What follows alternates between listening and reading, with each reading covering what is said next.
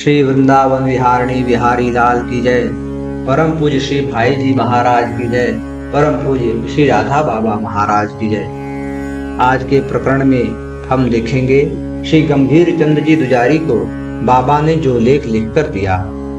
जगह थी रतनगढ़, समय कार्तिक शुक्ल अष्टमी, संवत 1999। बाबा लिखते हैं, राधा। देखें, एक चीज होती है श्रद्धा और दूसरी चीज है उन्मुखता। श्रद्धा का रूप तो यह है कि भगवान है, उनकी प्राप्ति में ही जीवन की सार्थकता है।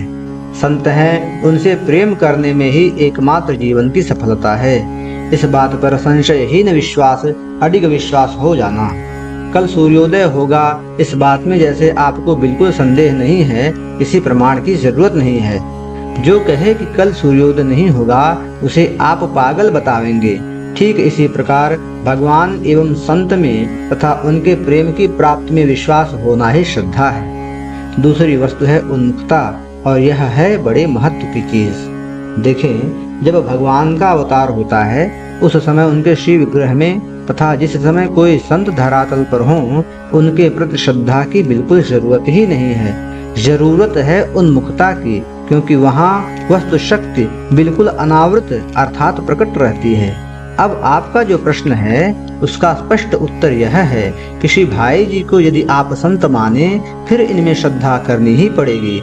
यह प्रश्न नहीं है, क्योंकि यहाँ वस्तु शक्ति अनावृत है।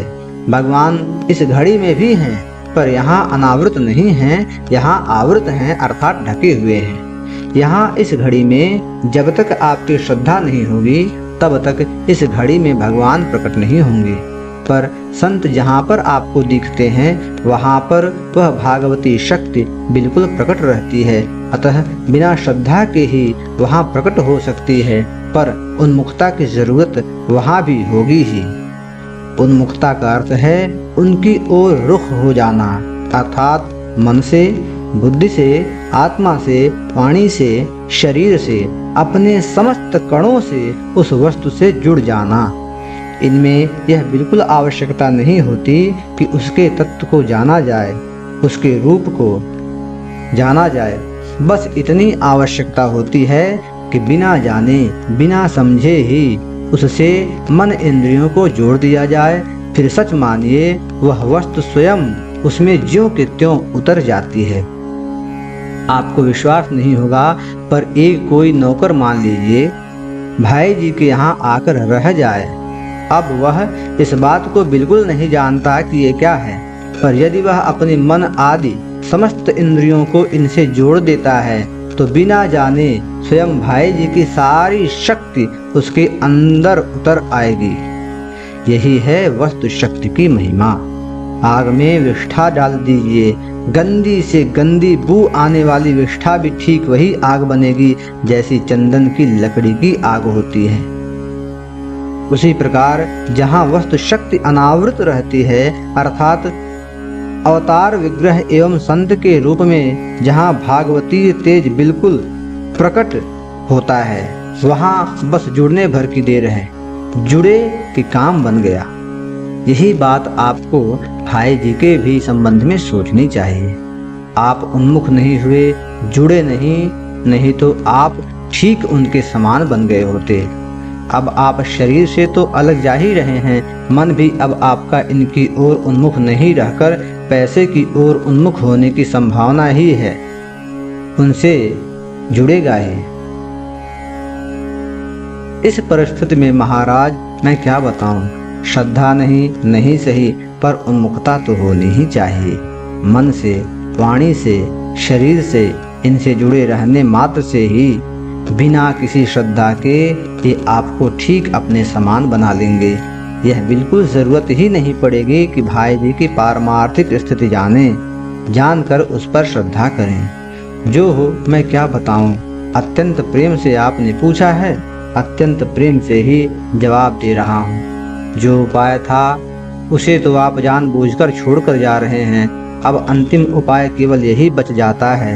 मैं पहले ही कह चुका हूँ कि जहाँ हैं वहीं रहकर, पहली बात, नियमित रूप से भाई जी से जुड़ने का भी 1 आध घंटा समय निकालेंगे भाई जी के विषय में जो कुछ सुना है उसका एक लेख रूप में आपके पास कुछ होगा ही, उसे पढ़ें। दूसरी बात, नियमित रूप से भगवान से या भाई जी से मन ही मन प्रार्थना प्रतिदिन करें। हे भगवान, हे भाई जी, विषयों के मोह में पड़कर फंसा हुआ हूँ, आप स्वयं कृपा कीजिए।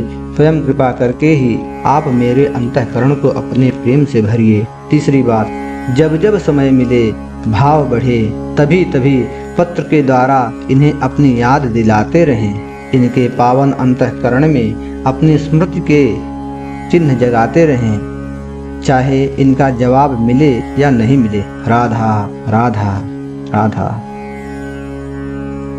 यह इतना सुंदर उपाय है कि यदि ठीक ठीक यह विश्वास हो जाए कि हमें पकड़े हुए हैं, हमारा सब कुछ हो ही गया, तो फिर सच मानिए कुछ भी किए कराए बिना ही अवश्य अवश्य पकड़े हुए हैं और आपका सब कुछ हो ही गया।